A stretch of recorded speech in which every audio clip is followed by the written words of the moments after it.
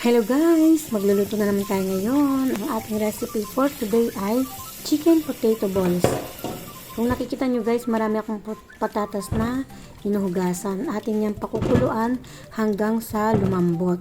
At kapag ito'y malambot na guys, ating siyang dudurugin para mamaya bibilog-bilogin natin siya.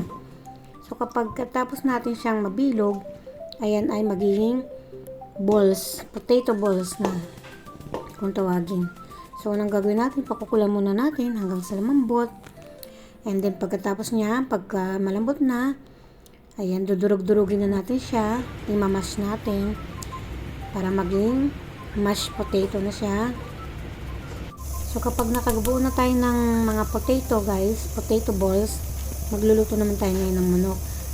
Yung ating chicken breast naman ang ating lulutuin, igigisa natin, guys, sa mantika, sibuyas, bawang, paminta, at saka lalagyan natin ng green bell pepper, carrots, at saka ng mais. And then, lalagyan din natin siya ng cooking cream at saka ng fresh milk. No, para maging creamy yung ating chicken. Tapos yun ang ilalagay natin sa ilalim ng tray mamaya. And then, pagka nailagay natin yung mga chicken doon, ang ating sangkap,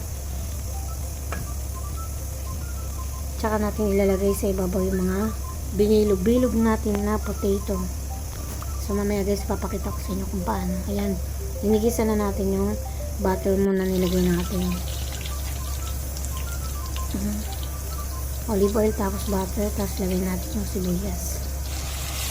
And then chicken, tapos mga sangkap, green bell pepper, carrots, corn, at saka yung mga powder nya. Tapos lagyan natin yung mamaya ng cooking cream, ng fresh milk, tapos luto natin hanggang sa lumapot. May coriander leaves din yun guys.